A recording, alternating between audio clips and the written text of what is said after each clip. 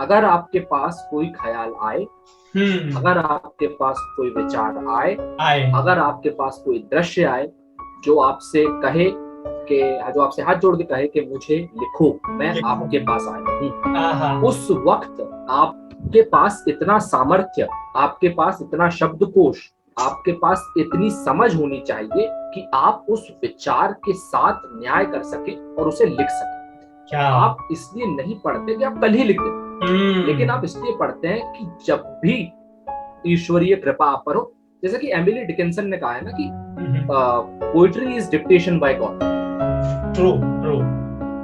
तो जब कभी आप पर वो कृपा हो, वो चीज आए, आप बस उसके लिए तैयार रहें। जब भी वो जो कहते हैं ना कि लक्ष्मी तिलक लगाने आ रही है और दरवाजा बंद, वो सही बात है, ये बिल्कुल सही कह रहे हो आप। दरवाजा खुला होना चाहिए। तो कुल मिलाकर सिर्फ पढ़ने का यही है, और वही है कि जो मानव पॉल ने एक अपने इंटरव्यू में ये बात कही कि अगर कोई चीज, उन्होंने ये कहा था कि एक समय आता है जब कविता छूटने लगती है। हमारे जीवन में वो समय नहीं है अभी, हम लोग तो बिल्कुल ही। और उनके लेखन में, उनकी किताब को अगर पढ़ेंगे तो इस तरह का रेफरेंस उन्होंने खुद लिया है कि खुद लिया है ना। एक समय ऐसा आता है जब जीवन से कविता छूटने लगती है, और जब वो होता है तो उसे जाने देना चाहिए, क्योंकि अगर एक चीज जाएगी तो किसी और चीज के लिए वक्फा बनेगा, जगह रहेगी। तो आपका जो सवाल था नए साहित्य, न्यू वेव जिसे हम कहें, तो वो यही है कि पुराने को हम जाने देते हैं, छोड़ते नहीं।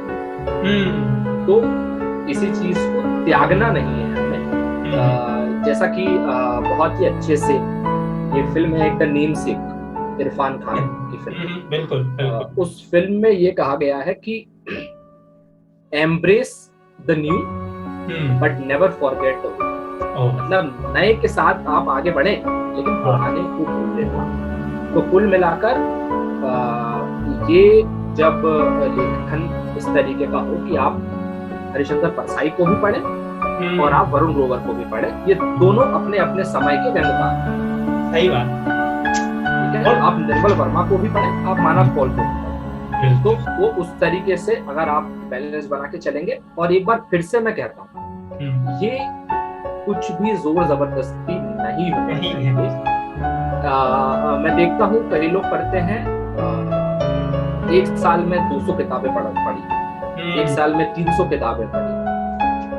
वो सफल, वो बहुत अच्छी बात है, मैं उनको साधुवाद करता हूँ, लेकिन उसका देखकर आप ये ना सोचे कि मुझे नहीं। आप साल में 4 पढ़िए आपकी गति के हिसाब से, ठीक है। तो एक विनोद कुमार शुक्ल बड़े प्रसिद्ध कवि, बहुत प्रसिद्ध विनोद कुमार शुक्ल ये कहते हैं कि दूरी जो है, दूरी का पैमाना, दूरी का पैमाना, उसे नापना जो है, तो दूरी का जो पैमाना है वो लंबाई नहीं, गति होनी चाहिए। गति होनी चाहिए। तो मेरी जितनी गति है, मेरे लिए दूरी उतनी ज्यादा हो सकती है। मैं धीरे चलता हूँ तो मेरी दूरी ज्यादा है। सही बात। आप तेज चलते हैं तो आपकी दूरी कम है। लंबाई से नहीं, गति से दूरी का हमें नापना होना चाहिए। क्या बात है। अब जैसा कि अब मैं आपको वापस लेके चलता हूँ, मैंने जो शुरू में कहा था कि जब ये बात विनोद कुमार शुक्ल की ये बात, जब मैंने एक चुप्पी जगह उनकी किताब में जब मैंने ये बात पढ़ी, तो वहां मेरे रोंगटे खड़े हुए। और इसलिए मैं इस क्षेत्र में हूँ क्योंकि मुझे कभी कभी कुछ चीजें पढ़कर ऐसा लगता है कि यार ये कुछ बहुत अच्छा कहा गया है, और इस तरह की चीजें कहीं जाती रहनी चाहिए। तो वही आपका पहले प्रश्न का जवाब कहीं ना कहीं यहाँ पर है कि हम क्यों लिखते हैं या हम क्यों पढ़ते हैं। क्योंकि साधारण सी बात है कि हमें कुछ आनंद मिल रहा होगा, कुछ ना कुछ तो हमें उससे मिल रहा होगा, तभी हम पढ़ रहे हैं, तभी हम लिख रहे हैं। बहुत खूबसूरत है। तो मुझे लगता है यही हो सकता है। बिल्कुल।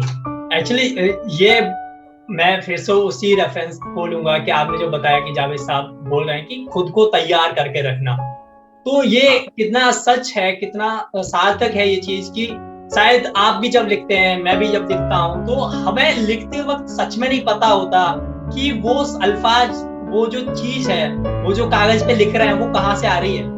वो बस आ रही है और हम उसे उकेर रहे हैं। तो जैसे आपने बताया ना कि dictation of the God, actually उस टाइम पर कला आती है हमारे पास, हमें शायद वो टीका लगाने आती है कला की लक्ष्मी, और हमें बस तैयार होना चाहिए। और उसी तैयारी की ये यात्रा है कि आप पढ़ भी रहे हो, आप समय समय पर लिख रहे हो, आप अच्छा कंटेंट देख रहे हो, ये सब उसी चीज की तैयारी है शायद। तो बड़ा खूबसूरत ये बिल्कुल ख्याल है, ये मुझे वही है। और ये देखिए सहजता है आपका जो लेखन है, उसमें लेखन में सबसे बड़ी वही है ये। और हम लोग गलतियां करते हैं, ये मैंने कई बार ये गलती करी है। मेरा बहुत सा लेखन तो सिर्फ ये कोशिश है कि मैं लिख सकूं, कि मैं लिख पा रहा हूं या नहीं, वो कोशिश है। लेकिन जैसा कि वो कहते हैं कि मानव कौल ये कहते हैं विनोद कुमार शुक्ल के लेखन के बारे में कि उनकी जो सहजता है, उनकी जो सरलता है, उनके लेखन में, जिसे हम अंग्रेजी में कहते हैं जो ईज है, वो हम सब पर चोट करती है। मतलब आप जो लिख रहे हैं वो साधारण, आपने सरलता से लिख दिया, बस वो आपको उसमें बिल्कुल भी ये जद्दोजहद नहीं करनी पड़ी वो लिखते हुए। तो ये अगर आप इसमें देखें तो सर्वेश्वर दयाल सक्सेना एक बड़े नामी कवि, तो सर्वेश्वर दयाल सक्सेना ये कहते हैं कि ऐसा कुछ है कि मेरे अंदर भावनाओं का उबाल है। मैं एग्जैक्टली वो नहीं याद है मुझे, पर ऐसा कुछ है कि मेरे अंदर भावनाओं का उबाल है। मेरे अंदर भावनाओं का उबाल है। एक आग है जो मेरी पंक्तियों में या शब्दों में नहीं आ पाती। मुझे एक चाकू दो, मैं तुम्हें काट कर बताता हूँ कि मुझ में कविता कहाँ है। तो कुल मिलाकर ये हरिशंकर परसाई ने भी कहा कि कई बार ऐसी गर्दिश का समय होता है, ऐसे दुख का समय होता है कि जो उठापटक, जो कश्मकश, जो हो हमारे भीतर है, वो शब्द है। और जब ऐसा होता है तो ये एक बहुत ही बड़े त्रास और दुख का समय होता है। लेकिन ये जो समय होता है, इसे सिर्फ सर्जक महसूस कर सकता है। इसे सिर्फ एक जो क्रिएटर है, जो लिखने वाला है, जो पेंटिंग बनाने वाला है, जो कोई भी रचनाकार है, सिर्फ उसी का ये दुख होता है कि वो जैसा सोच रहा है वैसा उसके शब्दों में या उसकी कृति में नहीं आ पाता। नहीं है, बिल्कुल। तो कुल मिलाकर यही मुझे लगता है एक चीज है। और कुल मिलाकर जो पुष्किन ने भी कहा, ये मैंने निर्मल वर्मा की एक किताब में ये पढ़ा कि हमारा काम है कोशिश करना कि हम अच्छा लिखें। बिल्कुल। वो लिखना जिसके लिए भाषा हमें निर्देशित करती है। अगर हम ऐसा करने में सफल होते हैं तो हमारा संतोष ही हमें आगे की राह दिखाता रहेगा।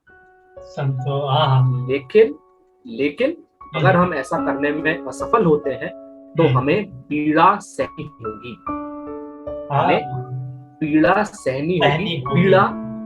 पीड़ा जो सृजन का या लेखन का प्रतिमान है, पीड़ा होगी। और कुमार विश्वास से मैं आप इस बात को मैं अंत करता हूँ, जो उन्होंने बहुत ही खूबसूरती से कुमार विश्वास ने कहा है कि संबंधों को, अनुबंधों को कुछ भाषाएं देनी, संबंधों को, अनुबंधों को परिभाषाएं देनी होंगी। नैनों के संग नयनों को भी कुछ भाषाएं देनी होंगी। होठों के संग नैनों को भी कुछ भाषाएं देनी होंगी। हर विवश आंख के आंसू को यूं ही घुट-घुट पीना होगा। मैं कवि हूं जब तक पीड़ा है तब तक मुझको जीना होगा। तो ये आपको सुनना होगा कि लेंटर मशीन की आवाज से मैं परेशान होता हूं, नहीं सुन पाता, लेकिन एक तितली के फूल में फंस जाने के बाद उसके फड़फड़ाने की जो ध्वनि है वो सुन पाता है कवि। ये भी कुमार विश्वास है, वो कवियों के बारे में कह रहा है।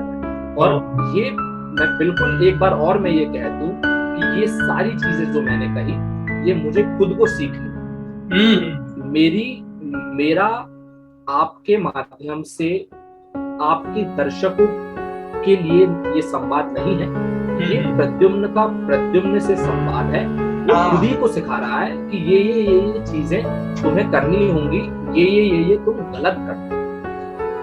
तो जैसे आप गलत देखें तो गलत ही गलत बोला है, उसमें एक वो एपिग्लॉटिस से आना चाहिए, वो भी मैं सीख रहा हूँ।